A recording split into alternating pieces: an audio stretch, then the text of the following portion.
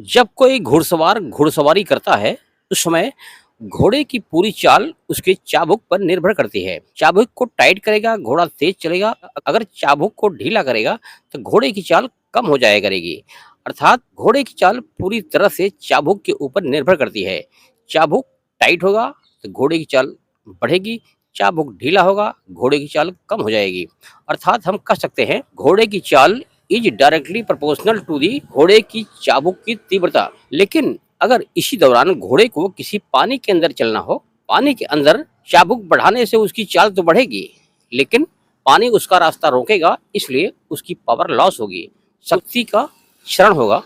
इस प्रकार हम कह सकते हैं घोड़े की चाल is directly proportional to the चाबुक की तीव्रता और इनवर्सली प्रोपोर्शनल टू दी पानी की मात्रा। यहाँ तीन बात हो गई, घोड़े की चाल, चाबुक की तीव्रता और पानी। इन तीनों का आपस में जो संबंध है वही संबंध किसी इलेक्ट्रिक सर्किट में वोल्टेज, करंट और रेजिस्टेंस के बीच होता है। जब तक पोटेंशियल रहता है तब तक कोई करंट फ्लो नहीं होती। पोटेंशियल चाहे कितना भी ज़्यादा हो लेकिन करंट फ्लो नहीं हो सकती।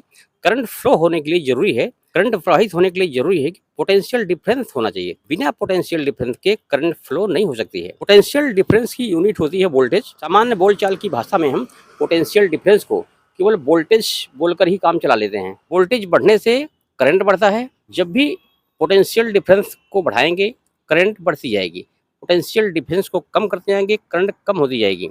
लेकिन रेजिस्टेंस इसका उल्टा होता है, रेजिस्टेंस बढ़ाएंगे करंट कम होती जाएगी। अर्थात हम कह सकते हैं current is directly proportional to the voltage और inversely proportional to the resistance. अब एक नजर डाल देते हैं कि वोल्टेज और करंट क्या होता है। किसी इलेक्ट्रिक सर्किट के द्वारा क्रिएट किया गया प्रेशर या दबाव वोल्टेज कहलाता है, पोटेंशियल डिफरेंस कहलाता है, जिसके द्वारा इलेक्ट्रॉन भागने लगते हैं। भागने वाले इलेक्ट्रॉन को हम करंट या इलेक्ट्रिक करंट कहते हैं। किसी भी इलेक्ट्रिक सर्किट के किसी एक बिंदु या पॉइंट से पर सेकंड प्रवाहित होने वाले चार्ज या आवेश की मात्रा को करंट कहते हैं। अगर किसी सर्किट में 1 एम्पीयर करंट फ्लो हो रही है, प्रवाहित हो रही है, इसका मतलब ये हुआ उस सर्किट के प्रत्येक बिंदु से, प्रत्येक पॉइंट से पर सेकंड 6.25 इंटू 10 की पावर 18 इलेक्ट्रॉन प्रवाहित हो रहे हैं। दूसरे शब्दों में पर सेकंड 1 कूलम आवेश या चार्ज प्रवाहित हो रहा है।